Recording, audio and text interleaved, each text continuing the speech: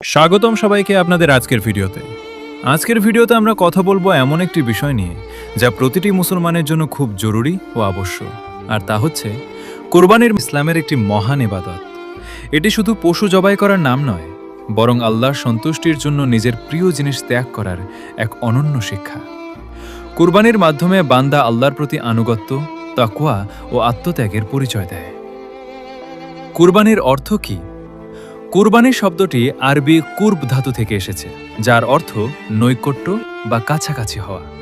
অর্থাৎ আল্লাহর সন্তুষ্টি অর্জনের উদ্দেশ্যে নির্দিষ্ট দিনে নির্দিষ্ট পশু জবাই করে আল্লাহর নৈকট্য লাভ করাই কুরবানি। কুরবানির ইতিহাস। কুরবানির মূল ইতিহাস জড়িত ইব্রাহিম আলাইহিসসালাম ও তার পুত্র ইসমাইল আলাইহিসসালামের সাথে। আল্লাহ তাআলা স্বপ্নে ইব্রাহিম আলাইহিসসালামকে তার সবচেয়ে প্রিয় বস্তু পুত্র ইসমাইল আলাইহিসসালামকে কুরবানি করার নির্দেশ দেন। তিনি আল্লাহর আদেশ পালন করতে প্রস্তুত হন এবং পুত্র ধৈর্য ও আনুগত্যের পরিচয় দেন। তখন আল্লাহ তাআলা ইসমাইল আলাইহিসসালামের পরিবর্তে জান্নাত থেকে একটি দুম্বা পাঠিয়ে দেন। এই ঘটনা থেকে শিক্ষা: আল্লাহর আদেশের সামনে সবকিছু ত্যাগ করা ঈমান ও ধৈর্যের পরীক্ষা। আল্লাহর প্রতি পূর্ণ আনুগত্য। কুরবানির গুরুত্ব। মুহাম্মদ সাল্লাল্লাহু আলাইহি ওয়াসাল্লাম কুরবানিকে অত্যন্ত গুরুত্ব দিয়েছেন।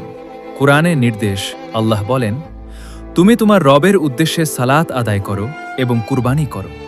সূরা কাউসার। 2 আরও বলেন, আল্লাহর কাছে পশুর গোশত বা রক্ত পৌঁছে না, পৌঁছে তোমাদের তাকওয়া। সূরা হজ্জ 37।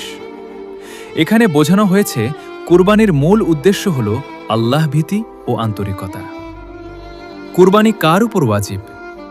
যে মুসলিম, প্রাপ্তবয়স্ক, সুস্থ মস্তিষ্ক সম্পন্ন, মুকিম, ভ্রমণরত নয় এবং নেসাব পরিমাণ সম্পদের মালিক, তার উপর কুরবানি ওয়াজিব। নেসাব কি? 7.5 ভরি স্বর্ণ অথবা 52.5 ভরি রূপার সমমূল্যের সম্পদ থাকলে কুরবানি ওয়াজিব হয়। কুরবানির সময়।